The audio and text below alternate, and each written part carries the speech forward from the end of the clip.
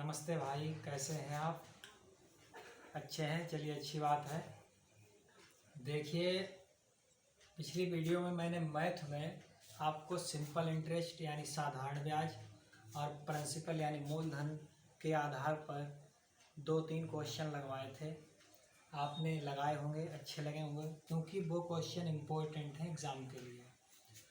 अब हम रीजनिंग का टॉपिक लेके चलते हैं। रीजनिंग यानी तर्क शक्ति। रीजनिंग में मैंने आपको कैलेंडर के बारे में बता दिया था। उसके बाद अब अगले टॉपिक पे चलते हैं, क्लॉक यानी घड़ी। तो घड़ी पर क्वेश्चन बहुत सारे आते हैं एग्ज़ाम में। मतलब रेलवे ग्रुप डी का एग्ज़ाम चल रहा है तो 2 से 3 क्वेश्चन तो एग्ज़ाम में आएंगे ही। तो क्लॉक से संबंधित 3-4 पॉइंट हैं, यानी घड़ी से संबंधित 3-4 पॉइंट हैं, आप उनको याद रखिए। पहला है कि जो घड़ी होती है, क्लॉक होती है, वो हर 1 घंटे में 30 डिग्री का एंगल बनाती है, यानी 30 डिग्री का एंगल बनाती है। और पूरा जो एंगल बनाती है वो 12 घंटे में बनाती है, यानी 360 डिग्री। तो सबसे पहले बेसिक पॉइंट याद होना चाहिए, जैसे 12 घंटे में 360 डिग्री का एंगल बनाती है। 12 घंटे यानी पूरा एक चक्कर हो जाता है, तो पूरे एक चक्कर में 360 डिग्री का एंगल बनाती है। अगर मैं यहाँ से 1 घंटे की वैल्यू निकालूं कि 1 घंटे में कितना डिग्री का एंगल बनाएगी, तो यानी 36 360/12, तो हमारा निकल के आएगा 30 डिग्री। ठीक है। 1 घंटे में घंटे वाली सुई 30 डिग्री का एंगल बनाती है। यानी कि जैसे अगर मैं क्लॉक बनाऊं, ठीक है, जैसे क्लॉक बनाऊं इस टाइप से, तो सॉरी, यहाँ पर 3 और 9, 12 और 6, और यहाँ पर सुई कर दूँ तो यहाँ पर नंबरिंग होगी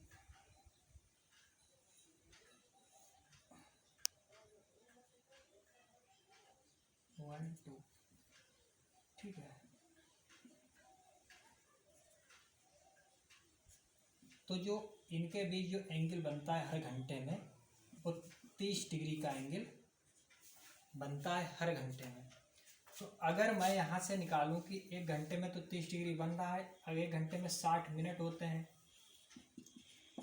तो 30 डिग्री का एंगल बनता है।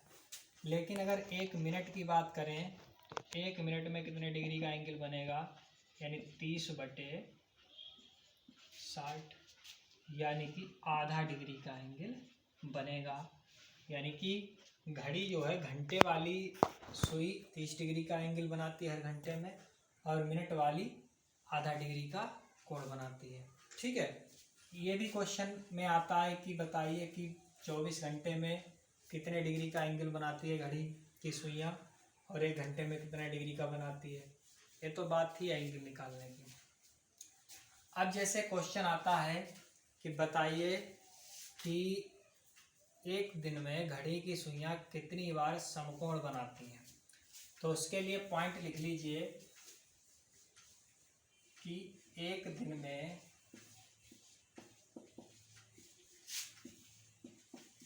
घड़ी की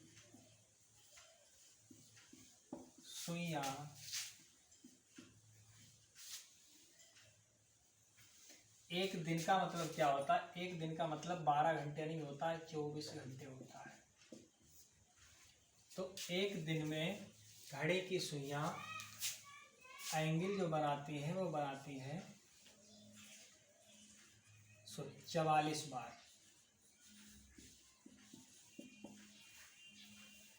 1 दिन में घड़ी की सुइयाँ 44 बार समकोण बनाती हैं। ठीक है। तो 12 घंटे में कितनी बार बनाएंगे, इसका आधा कर देंगे। 12 घंटे में घड़ी की सुइयाँ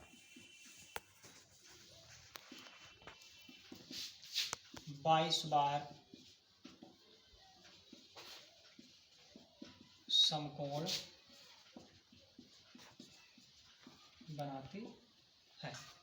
ठीक है। अगला आता है एक टॉपिक कि घड़ी की सुइयां एक दूसरे के ऊपर कब होती हैं एक दिन में। एक दिन में घड़ी की सुइयां एक दूसरे के ऊपर कह दें, या 0 डिग्री का एंगल कह दें, या सरल रेखा में कह दें, तो याद रखना कि एक दिन में घड़ी की सुइयां एक दूसरे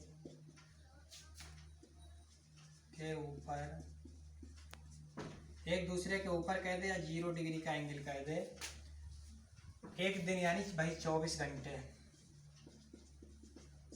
ठीक है। तो एक दूसरे के ऊपर 22 बार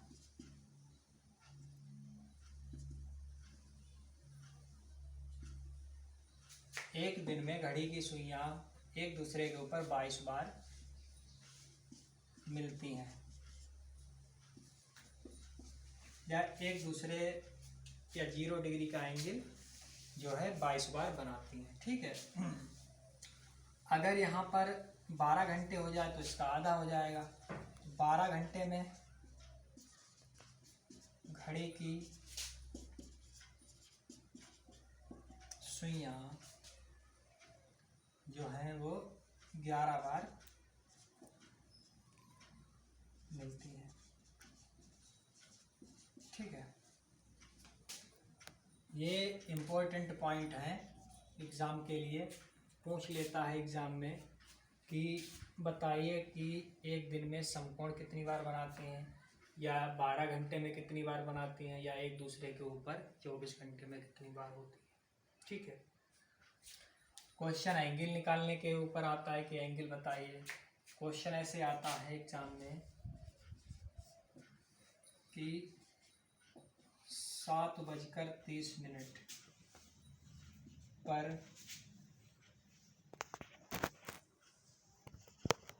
घंटे की सुई और मिनट की सुई के बीच कोण कितने डिग्री होगा। इस टाइप से क्वेश्चन आता है, तो ये बहुत सरल क्वेश्चन है।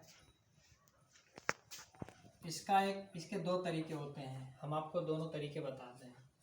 तो सबसे पहले ये घंटा है, 7 घंटा और 30 मिनट। तो यहाँ पर क्या होता है, एंगल निकालने का एक साधारण सा तरीका होता है कि आप एक काम करो, जो मिनट होते हैं उसको 5 से डिवाइड कर दो, 5 छक्का 30 यानी 6 आया। अब देखो कि 7 से 6 होने में कितना कम हो रहा है, मतलब 7 से 6 हो गया यानी 1 कम हो गया, और जो 1 कम हो गया है उसमें आप 30 से मल्टीप्लाई कर दो तो 30 तो आ गया। और अगर कम होता है तो इस 30 डिग्री वाले मल्टीप्लाई में घटा देते हैं, और अगर कम होता है तो जोड़ देते हैं। ज़्यादा होता है तो घटाते हैं, कम होता है तो जोड़ते हैं।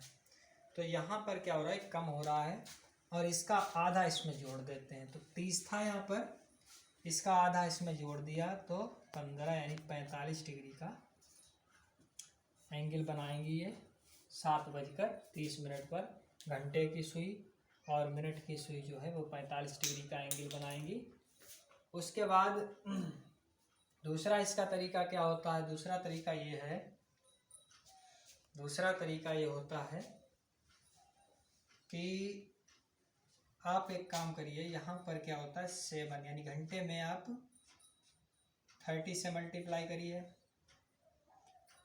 और जो मिनट हैं उसमें आप